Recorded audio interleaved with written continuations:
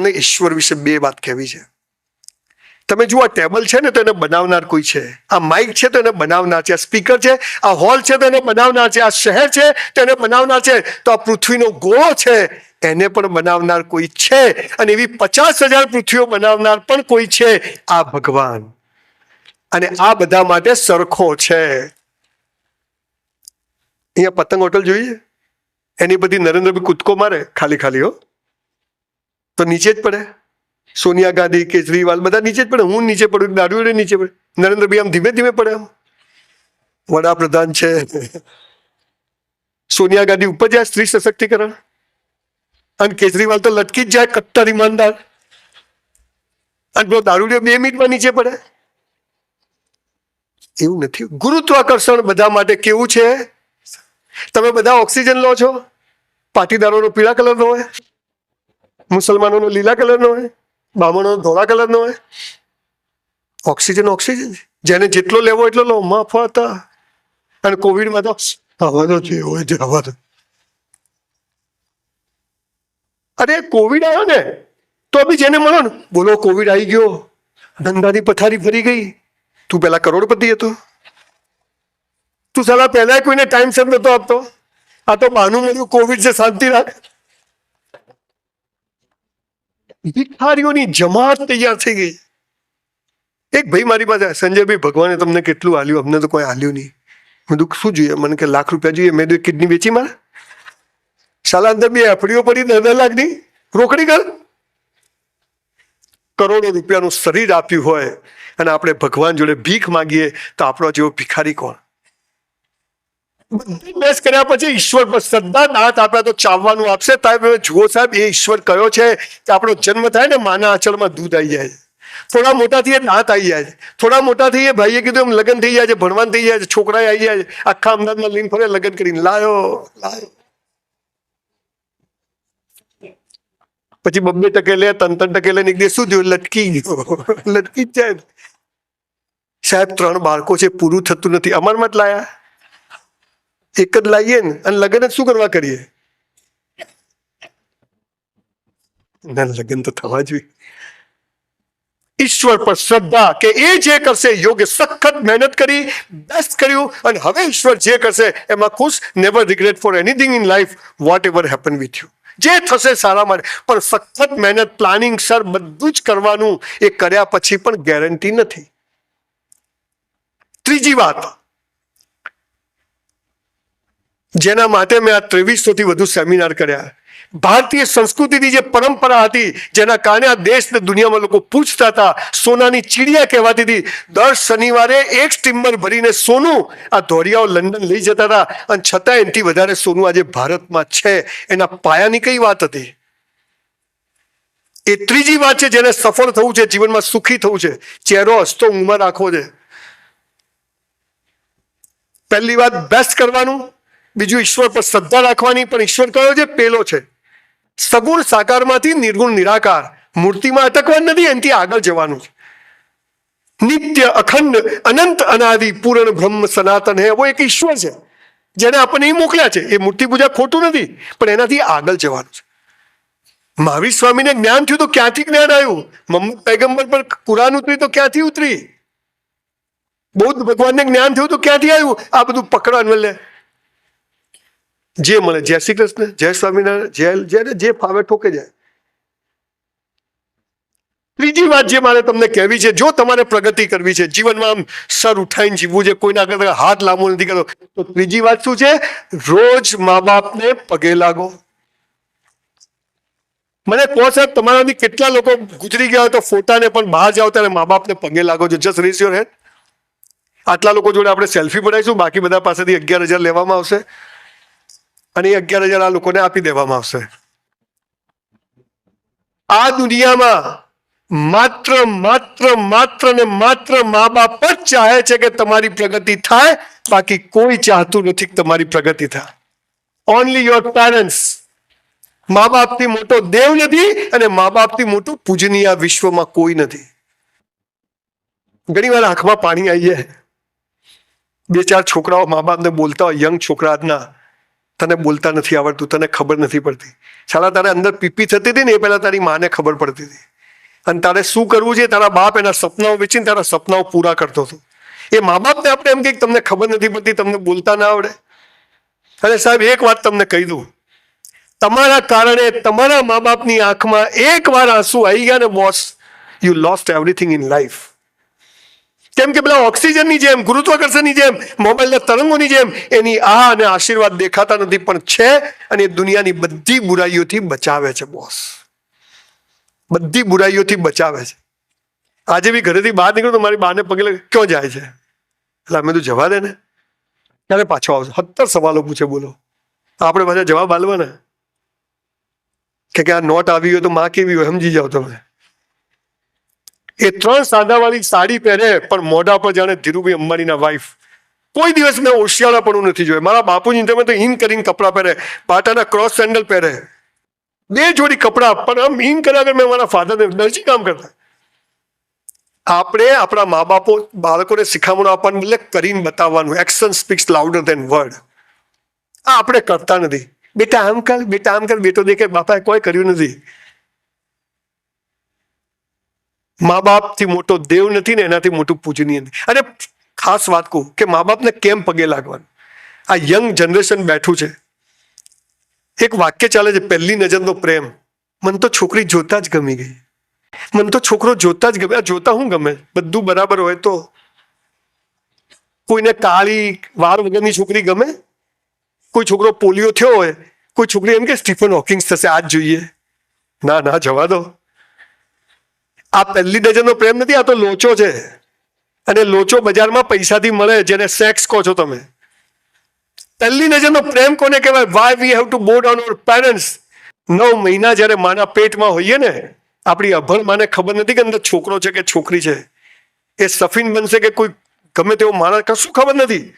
અને આપણી અભણમાં આપણી જાતિ ધર કશું જોયા વગર આપણા જન્મ પહેલા નાની નાની ગોદડીઓ, લંગોટ ને બાળતિયા બનાવીને રાખે ને, આને પહેલી નજરનો પ્રેમ કહેવાય સાહેબ. અને એટલે એને પગે લાગવાનું છે. અને દીકરા દીકરીઓ મા બાપને પગે ના લાગો તો ચૂલામાં જજો, પણ સાલું એવું કોઈ કામ ના કરવું કે આપણા મા બાપને કોઈને પગે પડવા જવું પડે. એવું કોઈ કામ કરવું નહીં જીવન. નહીં તો boss, you lost everything in life. So respect your parents, બો ડાઉન યોર પેરેન્ટ્સ. અરે કોક દિવસ કિટકેટ બિટકેટ લઈ જાઓ, રોઝ ડે, ગુલાબ ડે એમની જોડે સેલિબ્રેટ કરો. કોક દિવસ સાડી લઈ જાઓ, કોક દિવસ ચપ્પલ લઈ જાઓ. અમે તો 2000 ના ચપ્પલ લઈ ગયા, મારી બાકી કેટલા ના? મેં તું 200 ના. મને કે મોંઘા છે. મેં તું પછી મારી વાઈફ કે આ તો 180 મળ્યા. ખાલી મા બાપ ચાહે છે કે મારો છોકરો છેતરાય નહીં, બાકી હાલા બધા જ છેતરવા બેઠા છે. એટલે આ દેશની સંસ્કૃતિથી ગણપતિની પૂજા કેમ કરી છે? કાર્તિક દુનિયાની પ્રદક્ષિણા કરવા ગયા, અને કાર્તિકે ગણપતિ દાદાએ મા બાપની પ્રદક્ષિણા કરીને મહાદેવે વરદાન આપ્યું કે જ્યાં કઈ પૂજા થશે બેટા તારી થશે. સાહેબ ક્યાંય બહાર ધોળી ચોપડીઓમાં ફાંફા મારશો નહીં. આ દેશ પાસે બધું છે, જોવાની સમજવાની જરૂર છે. એટલે મા બાપનું ખૂબ રિસ્પેક્ટ કરજો. મેઇન હોલમાં મા બાપનો ફોટો રાખજો. તમારી ઓફિસમાં મા બાપનો ફોટો હોવો જોઈએ. રોજ એને ગુજરી ગયા તો ફોટાને જીવતા તો પગે, ઘરમાંથી બહાર નીકળો, બહારગામ જાઓ, પગે લાગીને જજો. એમને જરૂર નથી, આપણે જરૂર છે. અને એ જે પોઝિટિવિટી છે એનો તમારી સામે જીવતો જાગતો દાખલો ઊભો છું. સાહેબ મંદિર નથી જતો, કેટલાય વર્ષો થઈ ગયા, ઘરમાં પગે લાગીને નીકળી જવું. પણ બહાર જવું ત્યારે મારી બાને પગે લાગ્યા વગર જતો નથી. અને રાત્રે પાછો ઘરે જવું તો પાછો બાને પગે લાગીને રૂમમાં જવાનું. ભગવાન મારે તારું કોઈ કામ નથી. કે ભગવાન તો એક પરમ શક્તિ છે સાહેબ કહેતા હતા એમ. જળ, વાયુ, ચેતન એ મારા વિડીયોમાં આવશે. બહુ સરસ સાહેબે જવાબ વધારે ક્લેરિફાય સમજાવ. તમને અભણ બોથા માણસને સમજ પડી જાય ભગવાન આ છે, બીજે ફાફા ના મારીશ. માનવાનું કોઈ ભગવાન ખોટા નથી, કોઈ દેવી દેવતા ધર્મ બધું સાચું, પણ એનાથી આગળ. એટલે પહેલું બેસ્ટ કરવાનું, બીજું ઈશ્વર પર શ્રદ્ધા રાખવાની, ત્રીજું મા બાપથી મોટો કોઈ દેવ નથી, પૂજનીય નથી. કોઈ ઇસ્લામ ધર્મ માનવાનો પગે ના પડો તો હાથ ચૂમવો, બાત ભીડવી, રિસ્પેક્ટ યોર પેરેન્ટ્સ. ચોથી વાત, છેલ્લા 5 વર્ષમાં મેં 3000 લોકોને સુસાઇડ કરતા બચાયા છે, આત્મહત્યા કરતા બચાયા છે. એનું પણ એક આખું હું પુસ્તક લખી રહ્યો છું કે લોકો કેમ સુસાઇડ કરે. હમણાં મેડિકલ કોલેજમાં સાહેબ ગયો ભુજ અદાણીની, તો 3rd યર મેડિકલનો સ્ટુડન્ટ આવીને પગે લાગ્યો, સર મરી જવું. મેં તું કેમ? પેલી એ ના પાડી. મેં તું પ્લગ માંગડી ગાલ દે, 5 મિનિટ થાય. અલા તને પેલી ના પાડી લે મરી જવાનું. હવે મહત્વની વાત, 3000 માંથી 2500 સુસાઇડના કેસ કયા ખબર છે? પેલીએ ના પાડી. એમાં પરણેલા પણ આવી ગયા, પરણેલા બી આવી ગયા, કુંવારા નહીં. ક્રોસ કનેક્શન હોય ને પછી ફસાય. સાહેબ, ગીતા, કુરાન, બાઇબલમાં એક વાક્ય લખ્યું છે, હે મનુષ્ય, તારા જન્મ સમયે તારો જીવન સાથી મેં નક્કી કરીને રાખ્યો છે, કૌંસમાં ફાફા મારવા નહીં. એટલે એવું નથી લખ્યું, આટલું લખ્યું. તમને મા બાપ નક્કી કરવાનો અધિકાર છે, તમને ભાઈ બહેન નક્કી કરવાનો અધિકાર છે, તો તમને જીવન સાથી પણ નક્કી કરવાનો અધિકાર ઈશ્વરે નથી આપ્યો. ક્યાં છો? અહીંયા. જાનુ આઈ લવ યુ. અહીંયા. તકલીફ શું છે? અંગ્રેજી બોલું તો સ્પેલિંગ આવડવા જોઈએ. સ્પેલિંગ ના આવડે તો અંગ્રેજી ના આવડે. હવે તમારે લગ્ન કરવા છે પણ પ્રેમ શું છે, સેક્સ શું છે ખબર નથી. અહીંયા અમદાવાદમાં એક લો ગાર્ડન છે, ખબર હે? બધા આમ કરે. સાંજે 7 વાગે છોકરા છોકરીઓ ત્યાં પ્રેમ કરવા આવે, તો હું જોવા જઉં. હાલા કરે છે શું? મા બાપે મોકલ્યા કે હાલા હોસ્ટેલમાં પીજીમાં રહેશે, ભણશે. 7 વાગે એટલે એક્ટિવા આવીને ઉભા રહે, છોકરો અહીંથી જાય, છોકરી અહીંથી જાય, ઝાડ પાછળ જાય. તો હું આમ કરીને જોઉં. પછી છોકરો છોકરીને શું કે એકબીજાનો હાથ પકડે, જો બકા. આ બકા કે એનાથી ચેતવું. હો,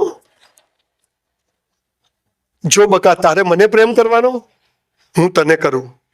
તારે કોઈ નહીં કરવાનો, હું કોઈ નહીં કરું. આ કેવી વાતથી બે વેપારી ભેગા થાય? તારે મને માલ વેચવાનો, હું તને વેચું. તારે કોઈ નહીં વેચવાનો, હું કોઈ નહીં વેચું. એટલે બે ભિખારી થવાના તમે.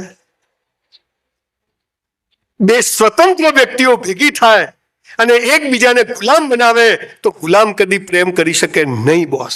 પણ બંને એકબીજાને સ્વતંત્રતા આપે કે જા ઉડ. આ ખબર જ. જાનુ આઈ લવ યુ. અત્યારે તો ઓનલાઈન હતા ને ફોન ના લીધો ડિવોર્સ.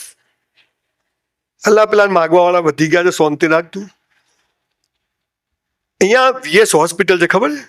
ત્યાં ગાડાઓનું ડિપાર્ટમેન્ટ છે. તે કાકા સિંગ ચણા ખાતા હતા, એક પાંજરું આવ્યું 108 પાછળ બાંધીને, તેમાં ગાડો રાડો પાડે, જાનુ આઈ લવ યુ, જાનુ તારા વગર નહીં ફાવે. પેલા કાકાએ પૂછ્યું કે શું થયું? તો કે એક છોકરીને પ્રેમ કરતો હતો, 10 વર્ષ કર્યો, પછી છોકરીએ ના પાડી. તો કે ગાડો થઈ ગયો. હા, મીના મીના કરે. છોકરી ના, મીના તું કોઈ હોય તો માફ કરજો. કાકા કે હાલા પ્રેમ પ્રેમ કરાય નહીં. તો કે આ વાળ ખેંચે છે. હા, કે ગોળો થઈ ગયો છે, કપડા ફાડ નાખેલા. મીના, જાનુ. પાંજરું ગયું અંદર. કલાક પછી બીજું પાંજરું આવ્યું, એમાં એક ગાડો, જાનુ મીના આઈ લવ યુ, તું ક્યાં છે? કાકા કે આને શું થયું? કે આને મીના જોડે લગ્ન કર્યા. આ છે પ્રેમ. આ છે તકલીફ. શું છે? સ્કૂલમાં 100 રૂપિયાનો માલ 200 વેચાય તો 100 રૂપિયા નફો થાય શીખવાડ્યું, પણ 100 નો માલ 50 વેચાય તો શું? આ શીખવાડ્યું. લેલા મજનુ સીધી ફરિયાદ મીરા ભણાઈ પણ પેલી ના પાડે તો શું? આ શીખવાડ્યું નહીં. એટલે આપણી એજ્યુકેશન સિસ્ટમમાં ધડ મૂળમાંથી પરિવર્તનની આવશ્યકતાઓ છે. અને તો ઘણી બધી મલાઈ ઉપર આવશે. ખેર, આપણે ન કરી શકીએ પણ આપણે જે થાય તો કરીએ. પણ જીવન સાથી નક્કી છે. મા બાપ બદલી શકાય, ભાઈ બહેન બદલી શકાય, તો જીવન સાથી પણ બદલી શકાય નહીં. અને જો બદલ્યું તો બીજા જન્મમાં એ જ મળશે. કે પેલી બબાલો જે તમે છોડી હોય તો પૂરી કરવી પડે ને. એટલે ના ગમતી હોય તો વધારે પ્રેમ કરવો કે જાનુ તારા વગર કઈ ફાવતું નથી, બધું ધોવાઈ જાય. તમને ખબર છે લગ્ન એટલે શું? આપણો કેટલો ટાઈમ પતી ગયો ને ટાઈમ? એટલે ભાઈ આટલામાં આટલું જ હોય ભાઈ. હવે શું તમે ચાલુ રાખો? આપણા લાઈટ બધું બંધ કરી દે, ધબ ધબ બધું. તમારો બધાનો ખૂબ ખૂબ આભાર દોસ્તો. તમારા કારણે જ સંજય રાવલ આવું બોલે છે. જે તમે આજે એક બી માણસ ઉભો નથી થયો, બધા બેઠા છે. એટલે તમારા બધાનો ખૂબ ખૂબ આભાર. Thank you very much. અને આજે સફીનભાઈ ડોક્ટર સાહેબ બેઠા હતા, સુધીરભાઈ મને હું બતાવી દઉં કે મને આવડે છે સારું બતાવ. મારા મિત્ર ઉદયભાઈ બેઠા છે. એક ભાઈ જતો રહે પણ ભગવાને બીજા ઉદયભાઈ મારી માટે મોકલી દીધા છે. ભાઈ અહીંયા હું બધે નજર ફેરવું છું ત્યારે એટલા બધા સરસ લોકો મારી વચ્ચે. સૌમ્ય બેઠો છે. સૌમ્ય તમારો હનુમાન છે. આમ ક્યાં ગયો સૌમ્ય? હમણાં જ દેખ્યો તો મેં. બહુ સરસ મિત્રો મને મળ્યા છે.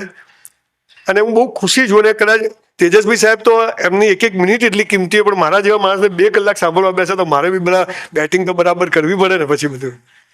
એટલે જીવન સાથી નક્કી છે, ટાઈમ બગાડતા નહીં, જેને મળી ગયું એ બરાબર છે. કામ હતું ઓકે.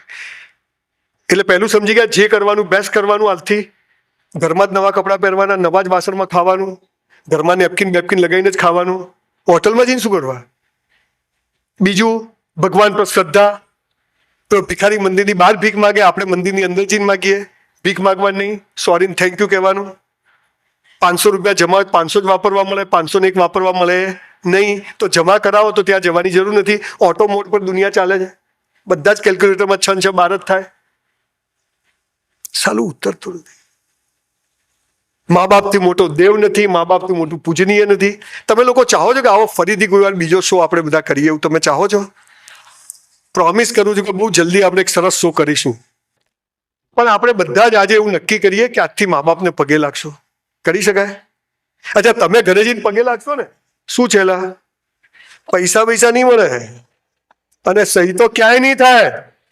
અને દોવા કઈ જોઈતું નથી. આજે કીક લાગી છે પીછવાડામાં, તું લાગવા દે પછી પગે લાગ. સાહેબ જઈને લાગજો, મા બાપને ગળે મળજો, હક કરજો, કહેજો કે ડોહા તમે અમને જન્મ આલ્યો, બહુ આભાર. મા તમે જેવા છે જે છે, વ્યસન કરતા તો એ મા બાપ છે, હે ને. 2 હાથ ઊંચા કરીને આપણે નક્કી કરીએ આજથી મા બાપને પગે લાગશું. કરો 2 હાથ ઊંચા. ભૂલો ભલે બીજું બધું, મા બાપને ભૂલશો નહીં. અગણિત છે ઉપકાર એના, એને વિસરશો નહીં. ખૂબ ખૂબ આભાર. જીવન સાથી નક્કી છે, આપણા લખણ પ્રમાણે મળ્યું છે, નિભાઈ લેવું. અને ન મળે તો રાહુલ ગાંધી, વાજપેયીજી, થઈને તકલીફ પડે તો નરેન્દ્રભાઈ. બધામાં મજા છે જીવનમાં. કોઈ બધું જ ઈશ્વર જે કરે તે સારા માટે. મેરા હૈ સો જાવે નહીં, જો જાવે સો મેરા. 5મી અને છેલ્લી વાત કરીને આપણું વક્તવ્ય પૂરું કરીશું. આપણે એક શબ્દ છે મોક્ષ. દુનિયામાં કોઈ સંપ્રદાય ધર્મ પાસે મોક્ષ શબ્દ જ નથી. મોક્ષ એટલે શું? બધું છોડી દો, સંસાર બેકાર છે. પહેલા સ્ત્રી માટે દોડે, પછી સ્ત્રીથી દોડે. પહેલા પૈસા માટે દોડે, પછી ના મળે એટલે પૈસાથી દોડે. આ આમ કે આમ દોડવું એ મોક્ષ નથી. ઉભા રહી જવું, જો હે સો હે. મારે તમને 2 દાખલા આપવા છે. સરદાર પટેલનું નામ સાંભળ્યું છે? સરદાર વલ્લભભાઈ, દેશનો ગૃહમંત્રી. 565 રજવાડા પાસેથી 1 કરોડ લીધા હોત ને તો 500 કરોડ સરદાર પટેલના બેંક બેલેન્સમાં હોત. અને એક બંગલો, એક રૂમ લીધું હોત ને તો સરદાર પટેલ પાસે 400-500 પ્રોપર્ટી હોત. એ સરદાર પટેલ 42 વર્ષે પત્ની મરી ગઈ, બીજા લગ્ન ના કર્યા.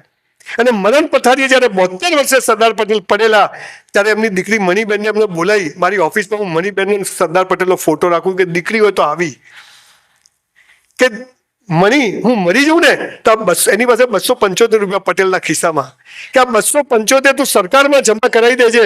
અને તોય મોદી સાહેબ 3000 કરોડનું સ્ટેચ્યુ ઓફ યુનિટી બનાવે ને, આને મોક્ષ કહેવાય.